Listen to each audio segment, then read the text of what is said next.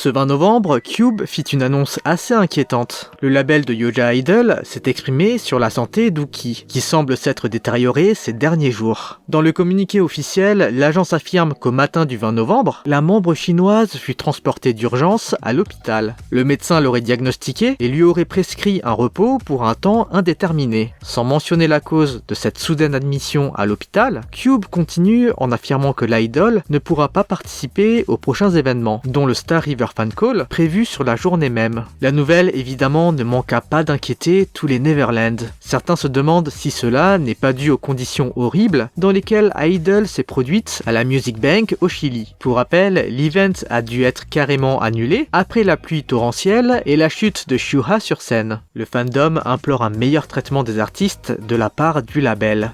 Mais Uki ne fut pas la seule à souffrir de problèmes de santé cette semaine. En fait, le même jour, les membres de Kep1er devaient également participer au Star River Fan Call. Et malheureusement, comme Uki, Younggun était également souffrante ce jour-là. L'idol a participé au Fan Call event avec les 8 autres membres, mais elle a soudainement quitté l'événement sans aucune indication. Les fans ont du coup, naturellement, été beaucoup inquiétés par la situation, se demandant pourquoi l'artiste avait soudainement disparu. Le lendemain, Wake One Entertainment a pris la parole sur la situation et a annoncé que Younggun a dû aussi être transporté d'urgence à l'hôpital. L'agence ne donna pas plus de détails sur l'état de santé de l'idol, mais les fans pensent que le malaise fait suite à un surmenage. En effet, l'emploi du temps des filles est assez chargé ces derniers temps. Du coup, Younggun a dû accumuler pas mal de fatigue avec les derniers plannings, ce qui, inévitablement, lui fit faire un malaise. Les fans lui souhaitent un bon rétablissement et encouragent l'idol à prendre soin de sa santé.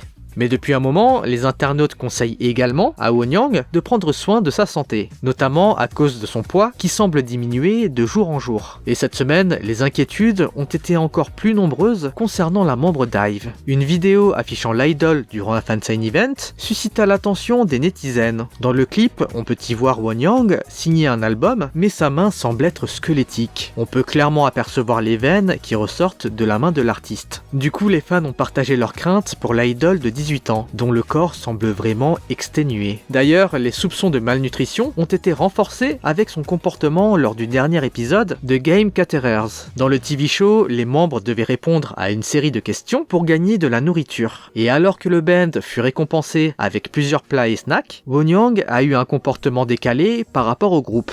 Les filles semblaient excitées et prirent vraiment plaisir à manger, mais Wonyoung était en retrait et prenait seulement quelques gorgées de café de temps en temps. Du coup, les dives sont assez préoccupés par la diète de l'idol, qui pourrait, à s'y méprendre, ressembler à de l'anorexie. Allez, place aux actus feel good. Malgré les nombreuses critiques qui furent adressées à Jungkook pour sa participation à la Coupe du Monde, le titre qu'il performa à la cérémonie d'ouverture ne passa pas inaperçu. La chanson, qui a été chantée par le Maknae de BTS, en duo avec le chanteur qatari Fahad Al-Kobaisi, devant 60 000 spectateurs, domine maintenant plusieurs charts. Dreamers s'est positionné numéro 1 des classements iTunes dans 102 pays différents, et ceci un jour seulement après sa sortie. L'autre exploit cette semaine a été réalisé par nul autre que son collègue. Juste avant son départ à l'armée, Jin s'est offert un record incroyable avec son solo. En effet, selon Circle Chart, The Astronaut s'est écoulé à plus d'1 million d'exemplaires à la date du 12 novembre. Ce qui fait de la chanson la première à atteindre le million de ventes si rapidement pour un soliste présent dans le chart. Avec Baekhyun et Lee Myung-woon, Jin fait maintenant partie du cercle du million-seller.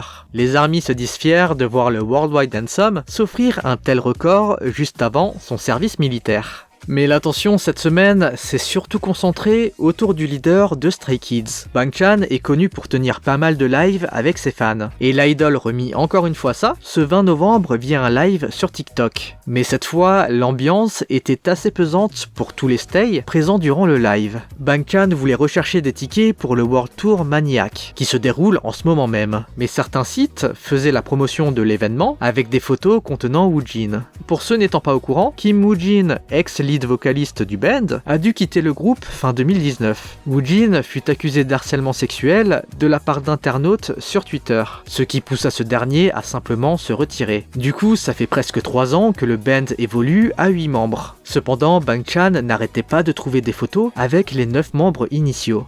Oh, they used the old photo. Come on. Let's use the new photos, please. I mean, it's understandable. Some people might not know, but yeah. Stray Kids, come on, man. Member of 8 members. Les fans disent avoir ressenti la frustration du leader face à la situation, et certains demandent aux médias de faire un minimum de recherche avant de partager des photos du band.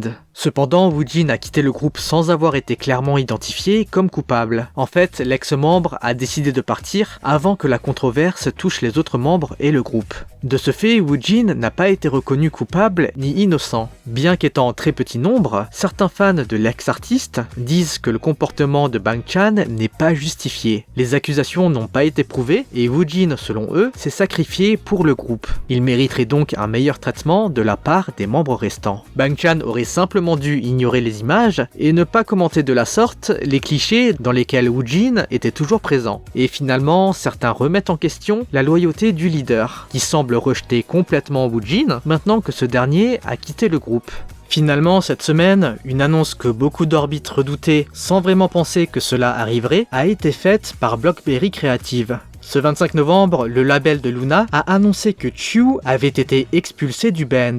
La raison invoquée par le label derrière ce renvoi est un abus de pouvoir de la part de l'idol envers le staff, ainsi qu'un langage abusif que tiendrait Chiu avec le personnel. En fait, ce qui est reproché à l'artiste est ce qu'on appelle plus communément en Corée du gapjil. Autrement dit, un traitement dégradant dont font preuve des responsables hiérarchiques envers des employés moins gradés. Pour ceux qui s'en rappellent, c'est ce qui a également été reproché à Irene il y a de cela 2 ans par sa styliste. En tout cas, le label, dans son communiqué, affirme que cet évincement fait suite à une enquête menée en interne, et que le personnel est en ce moment même réconforté par le PDG pour les mauvaises actions infligées par Chiu. Mais sans grande surprise, l'opinion publique est unanimement contre la position du label. En effet, Chiu est depuis presque 1 an en situation de différend juridique avec Blockberry, notamment car le label imposait des horaires de travail compliqués à l'idol, mais également car ce dernier ne l'a pas payé pour l'année 2021. L'agence semble aussi écarter Chiu des activités du groupe, comme avec le comeback au Japon, ou encore le World Tour Luna the World. Suite à tous ces conflits, Chiu a fini par ouvrir sa propre agence, il y a de cela quelques semaines. Du coup, de nombreux internautes suspectent le label d'avoir sali la réputation de Chiu pour se venger du conflit juridique avec la membre. Pour le moment, aucune déclaration ne fut faite par la principale concernée, mais il y a fort à parier que l'affaire n'en restera pas là.